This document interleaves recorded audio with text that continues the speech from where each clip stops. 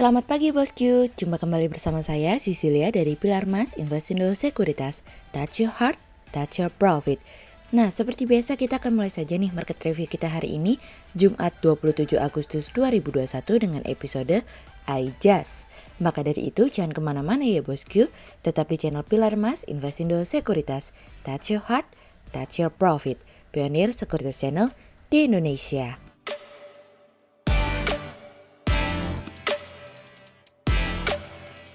Seperti biasa kita akan mulai dari Global Economics Calendar. Ada berita dari US Initial Jobless Claims yang turun dari sebelumnya 349K menjadi 353K. Kemudian ada dari US Continuing Claims yang turun dari sebelumnya 2.865K menjadi 2.862K.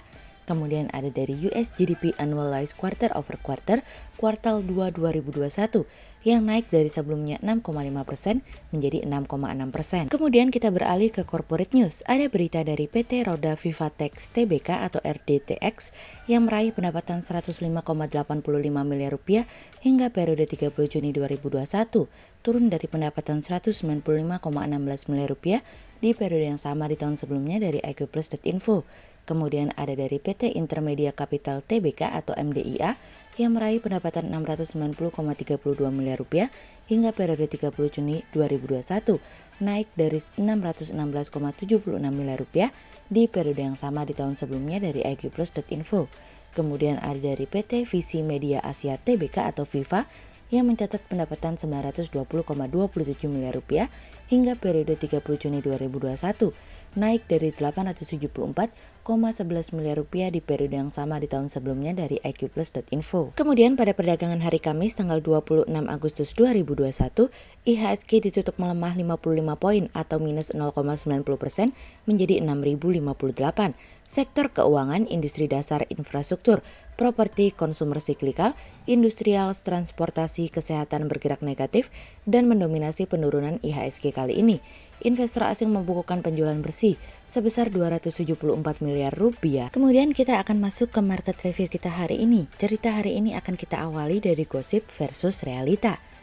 Pada malam sebelum acara pertemuan di Jackson Hole yang akan berlangsung pada hari ini nih bosku, tampaknya 3 dari pejabat The Fed mulai mendesak kepada para pembuat kebijakan untuk dapat bergerak lebih cepat untuk mulai melakukan pengurangan pembelian obligasi di pasar meskipun ada potensi resiko dari COVID-19 yang juga mulai menyebar di Amerika.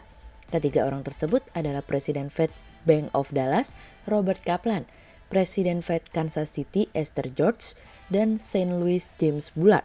Dirinya mengatakan bahwa Kaplan lebih suka kalau The Fed melakukan pengumuman pengurangan pembelian obligasi di pasar pada pertemuan The Fed pada bulan September mendatang dan mengimplementasikannya pada bulan Oktober.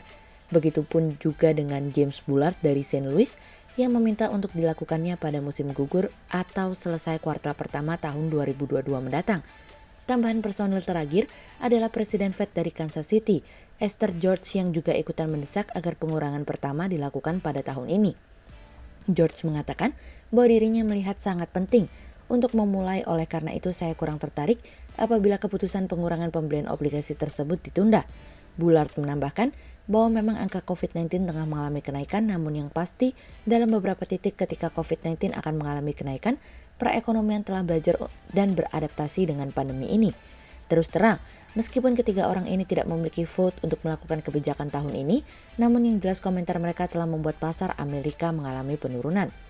Namun masalah ketok palu tentu Om Powell akan menyampaikan sesuatu sesuai dengan pandangan dari dirinya. George menambahkan bahwa perekonomian terus tumbuh pada tingkat yang lebih kuat, namun memang resiko terkait dengan kenaikan COVID dapat memperlambat pemulihan ekonomi, khususnya dalam sektor ketenaga kerjaan. Namun George sendiri meyakini bahwa pada titik tersebut kenaikan COVID-19 tidak akan merusak perekonomian yang sudah ada saat ini. Sejauh ini sebagian besar pejabat The Fed memang setuju pada bulan lalu untuk mulai memperlambat pembelian obligasi meskipun kapannya itu menjadi sebuah tanda tanya besar untuk dilakukan. Bullard mengatakan bahwa dirinya lebih suka memulai untuk pengurangan pembelian obligasi pada musim gugur dan menyelesaikan proses pertama pada akhir kuartal pertama, sehingga memberikan kesempatan bagi The Fed untuk melakukan kenaikan tingkat suku bunga pada awal 2022 apabila diperlukan. Bullard mengatakan Ini bukan tanpa sebab, bosku, karena dirinya khawatir bahwa The Fed akan melakukan lebih banyak kerusakan daripada membantu perekonomian karena khawatir akan ada bubble terkait dengan perumahan di Amerika. Hari ini mungkin pergerakan pasar akan menjadi tidak menentu, baik bagi obligasi dan saham. Volatilitas kemungkinan akan meningkat sehingga membuat pelaku pasar menjadi wait and see untuk saat ini. Meskipun tidak mengurangi animo yang ada saat ini, ketegangan geopolitik juga akan mencuri perhatian saat ini, jadi tetap hati-hati dan cermati setiap situasi dan kondisi yang ada. Kemudian cerita selanjutnya datang dari batu bara masih membara. Tren penggunaan batu bara untuk pembangkit listrik diproyeksi masih tinggi seiring dengan masih terjangkaunya harga produksi listrik. Selain itu, Indonesia pun memiliki cukup banyak batu bara yang lebih ekonomis untuk dimanfaatkan. Berdasarkan informasi dari Kementerian Energi dan Sumber Daya Mineral atau ESDM, cadangan batu bara Indonesia saat ini mencapai 38,84 miliar ton.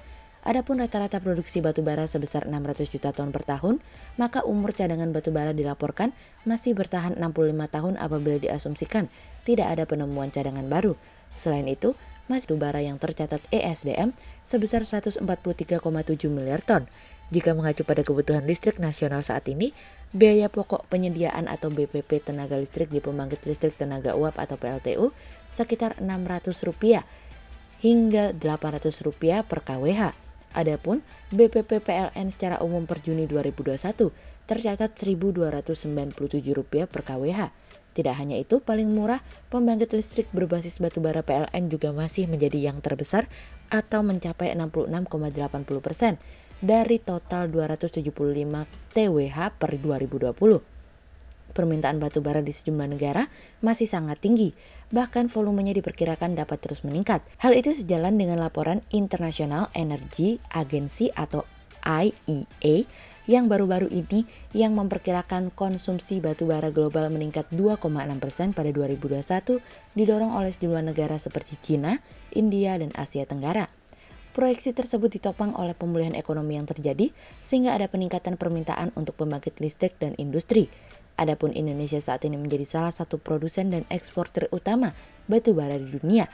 Pada tahun ini saja produksi ditargetkan mencapai 550 juta ton dengan opsi penambahan 75 juta ton untuk pasar ekspor. Kemampuan tersebut menempatkan Indonesia sebagai salah satu negara yang cukup dominan dalam industri batu bara global. Sehingga berdasarkan technical analisa, kami melihat saat ini IHSG memiliki peluang bergerak menguat terbatas dan ditradingkan pada level 6032 hingga 6110. Potensi koreksi mungkin akan lebih besar hari ini setelah komentar dari pejabat The Fed ditambah dengan ketegangan geopolitik akan menjadi sebuah penekan pergerakan pasar hari ini. Berikut stock watch pilar emas hari ini ya bosku. Yang pertama ada dari TLKM, kemudian yang kedua ada dari ASI, dan yang ketiga ada dari Pawon. Berikut dua saham yang kami analisa hari ini ya bosku. Yang pertama ada dari ICBP atau PT Indofood CBP Sukses Makmur Tbk yang membukukan laba bersih sebesar Rp3,22 triliun di saat pendapatan neto konsolidasi tercatat sebesar Rp28,20 triliun atau tumbuh 21% dibandingkan semester 1 2020 sebesar Rp23,05 triliun sepanjang semester pertama tahun ini, namun membukukan penurunan laba bersih jika dibandingkan dengan periode yang sama di tahun sebelumnya di mana membukukan laba bersih sebesar Rp3,22 triliun. Capaian tersebut turun 5% dibandingkan periode yang sama di tahun lalu sebesar Rp3,38 triliun. Sehingga berdasarkan technical analisa dalam tren per jangka waktu short term berpotensi untuk bearish dengan target 7.700 dan tingkat probabilitas sebesar 60%. Kemudian yang kedua ada dari MDKA atau PT Merdeka Copper Gold Tbk yang sepanjang semester 1 2021 membukukan laba bersih 5,86 juta US dollar. Laba bersih yang dibukukan perusahaan sepanjang semester 1 2021 mengalami penurunan sebesar 84,6% jika dibandingkan dengan periode yang sama di tahun sebelumnya yang mencatatkan 38,26 juta US dollar. Turunnya laba bersih tersebut sejalan dengan pendapatan yang dibukukan, di mana perusahaan membukukan pendapatan senilai 135,417 juta US dollar, menurun 31,8% dari pendapatan di semester 1 2020 yang mencapai 198,81 juta US dollar. sehingga berdasarkan technical analisa dalam tren pada jangka waktu short term berpotensi untuk bearish dengan target 2600 dan tingkat probabilitas sebesar 54%. Sementara dalam jangka waktu long term berpotensi untuk bullish dengan target 5700 dan tingkat probabilitas sebesar 73%. Berikut kami akan menampilkan 40 saham pilihan dari Pilar Mas.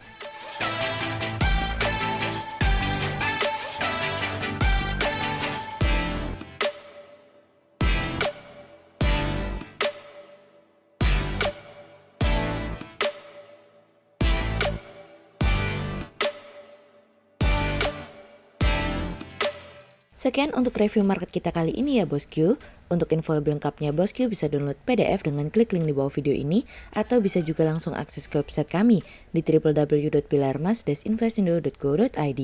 Dan jangan lupa untuk selalu jaga kesehatan buat para bosku ya. Kita akan bertemu lagi besok pagi untuk market review yang berikutnya. Jadi jangan lupa like, subscribe, dan tonton terus channel Pilar Mas Investindo Sekuritas. Touch your heart, touch your profit. Pionir Sekuritas Channel di Indonesia.